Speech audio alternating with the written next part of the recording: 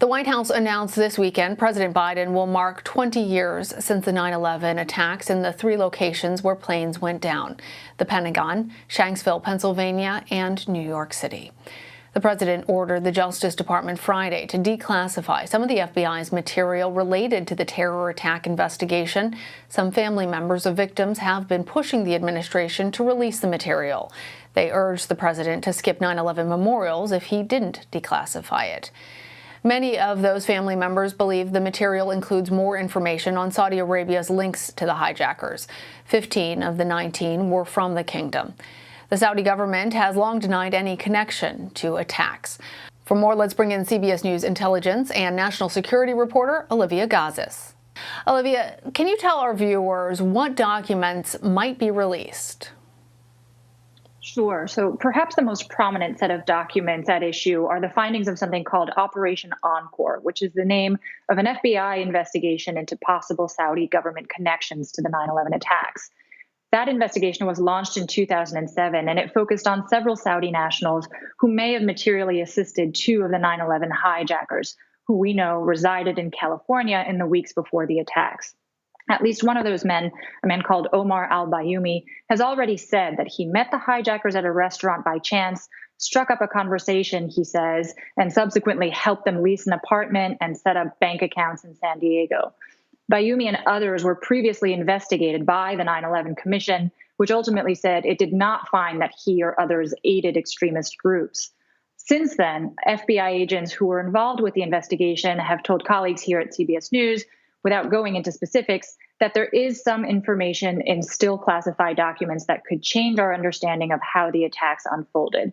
Those are details that until now, the U.S. government has said have to stay classified in order to protect national security. And Olivia, do we know more about why these documents have been kept secret for so long? You mentioned the national security aspect of it. Do we have any information that indicates that the situation has changed? So it's important to note that 4 presidents have tussled with this decision, despite enormous pressure from victims and their families for more answers. Until now, the government has invoked something called state secrets privilege, which says the federal government can resist disclosing information during litigation if the disclosure of that information coming to light would harm national security. When that privilege is invoked, it's very hard to know anything about why, because a court has to evaluate the claim without forcing the disclosure of the information at issue. Critics of this decision, families in this and other cases, have said that it's an overused excuse, not being used for valid national security concerns because this happened 20 years ago, but really to obscure or conceal embarrassing or questionable conduct by the government or governments that might be involved. It really is hard to know where the truth lies in any given case until the information comes to light. So let's get into the actual details about that information. What does President Biden's executive order require the Justice Department do now?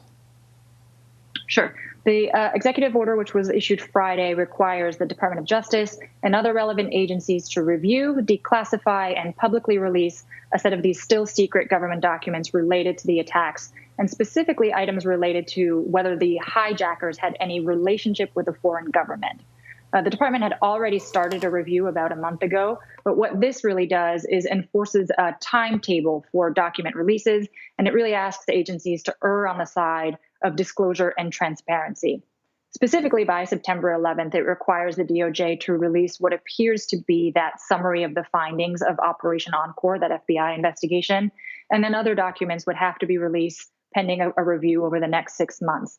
Among those could be things like internal FBI correspondence about how it decided to close down its investigation, other analytical documents, interview transcripts, all from prior investigations. For President Biden, it does mark the fulfillment of a campaign promise. He said he would do this.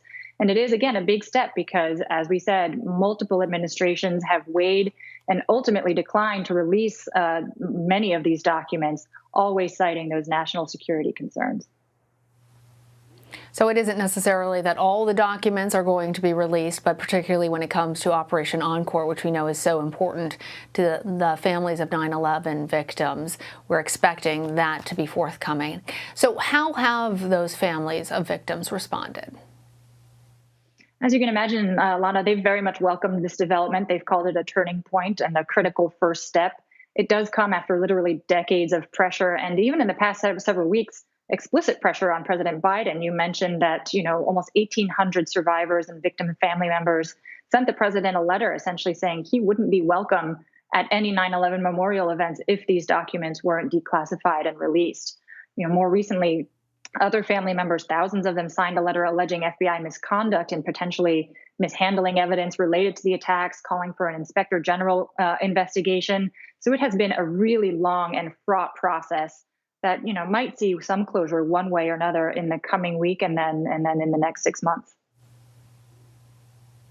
So, Olivia, you had mentioned the previous administration struggling with this, in part because of the U.S. relationship with Saudi Arabia.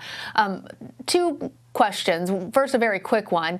Given that this was a campaign promise by then candidate Biden, and given that he had previously served in the Obama administration as vice president, presumably he would have already had access to know what the findings were in this. And so I'm hoping you can tell our viewers if that assumption is correct. And then given all of that, how do you expect that this might affect the U.S.-Saudi relationship moving forward? Sure. Yeah. The answer to your first question, yes. As vice president, he would have had an awareness of this, and the Obama administration was very much confronted with this decision, as the Trump administration was. The issue has been out in the ether for a really long time, right? But it's still extraordinarily sensitive. Saudi Arabia, as you mentioned, has always denied that its government was involved, and officials there have said, there's no there to these investigations. But that's the key point of it, right? Is it would make a monumental difference if anything came out that determined that the Saudi government or high-ranking officials within the government had involvement or even real awareness of the 9/11 attacks. What's less clear is what the implication is of establishing links to individuals who were loosely or indirectly associated with the government, some suggestions of which are already out there. So the question is, do these connections go any deeper or any higher?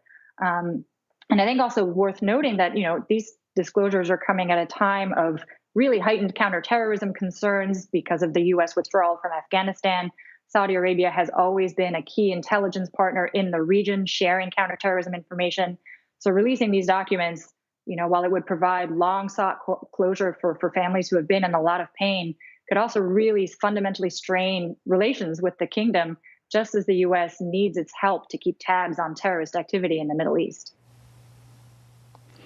Olivia, appreciate all of the context and the details. Thank you. Thanks, Lana.